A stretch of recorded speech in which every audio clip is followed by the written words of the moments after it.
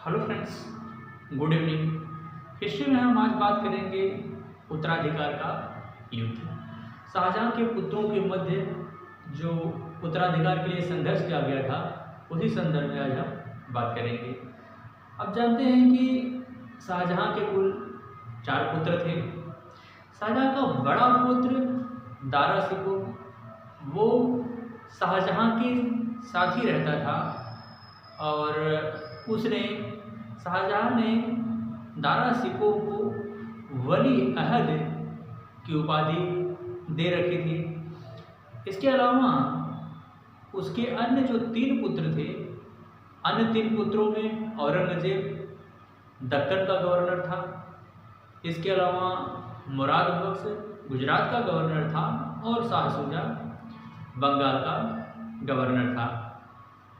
शाहजहां ने दारा शिकोह का जो पद था, दारा शिकोह ने उसका जो सवार रैंक था उसको 40,000 से बढ़ा करके 60,000 कर दिया था, जिसकी वजह से उसकी प्रतिष्ठा और ज़्यादा बढ़ गई। तो उसके पुत्रों को लगने लगा था कि संभवतः शाहजहां का उत्तराधिकारी वह दारा शिकोह ही होगा। लेकिन इतिहास ने करवट लिया और अचानक शाहजहां की तबीयत खराब हो गई। और जब अचानक शाहजहां की तबीयत खराब हो गई तो इसके अन्य पुत्र जो थे उनकी आंखें चमकने लगी। अब उधर औरंगजेब निकलता है दक्कन से और फिर मुराद बख्श गुजरात से चलता है और साथ ही साथ शाह शुजा उधर बंगाल से निकलता है।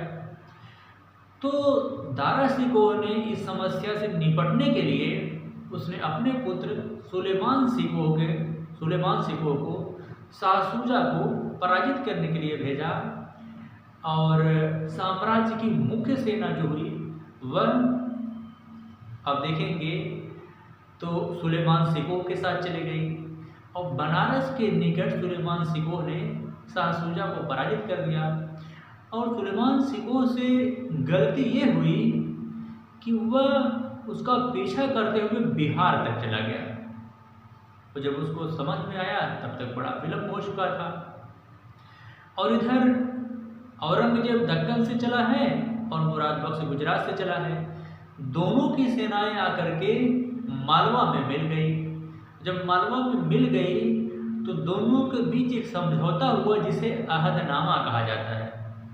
उस समझौता में ये तय हुआ कि साम्राज्य का 2/3 हिस्सा औरंगजेब लेगा विजित करने के बाद और 1/3 हिस्सा जो है वह मिलेगा इसको मुराद बख्श को।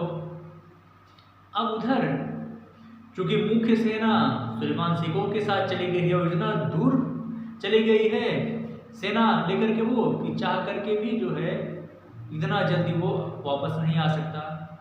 और उधर औरंगजेब ने इधर दारा शिकोह ने जशवंत सिंह के नेतृत्व में एक सेना भेजी औरंगजेब को रोकने के लिए।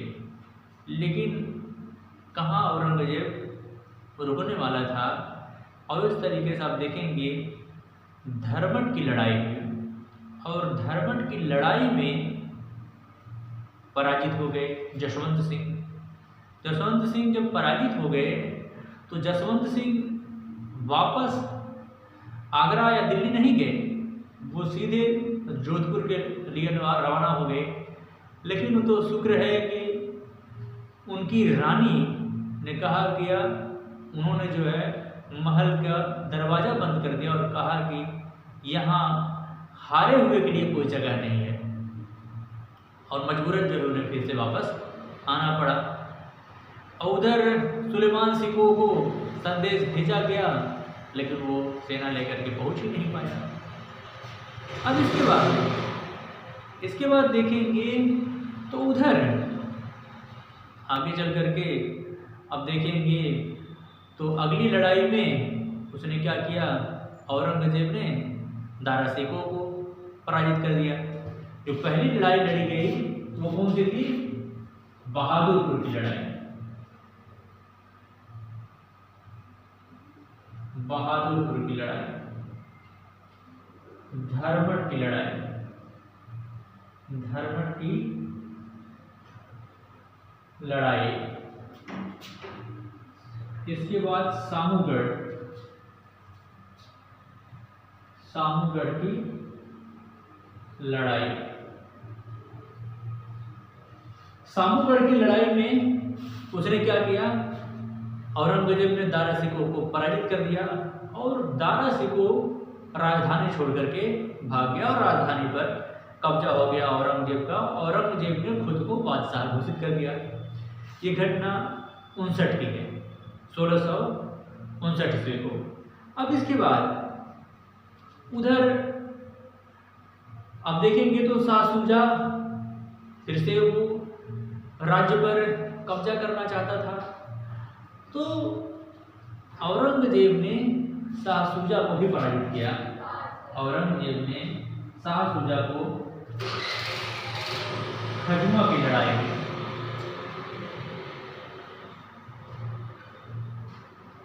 शाह शुजा ने खजुमा की लड़ाई में औरंगजेब ने शाह शुजा को भी पराजित कर दिया और शाह शुजा के पीछे लगा दिया मीर जुमला को। मीर जुमला उसको खदेड़ते हुए लेकर चला गया अराकान की पहाड़ियों में, जहां अराकानियों ने उसकी हत्या कर दी। इस तरीके से शाह शुजा का काम तमाम हो गया। अब बचा है मुराद बख्श, तो मुराद बख्श पे भी एक हत्या का मुकदमा चला करके उसको भी फांसी दे देता है। अंतिम रूप से आप देखेंगे तो देवराई की युद्ध, देवराई, अंतिम रूप से औरंगजेब ने देवराई के युद्ध में 1659 ईस्वी में उसने दारा शिकोह को अंतिम रूप से पराजित किया।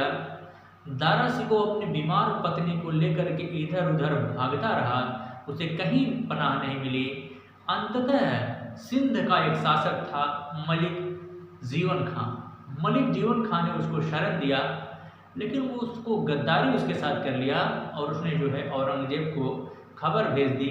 इस तरीके से औरंगजेब ने दारा शिकोह को गिरफ्तार किया और उसने दारा शिकोह पर 2 आरोप लगाया, एक विधर्मी और दूसरा साम्राज्य की अशांति, साम्राज्य की शांति भंग करने की वजह से उसने जो है उनको मृत्यु दंड दे दिया और उसकी शव को हुमायूं के मकबरे के पास दफना दिया गया।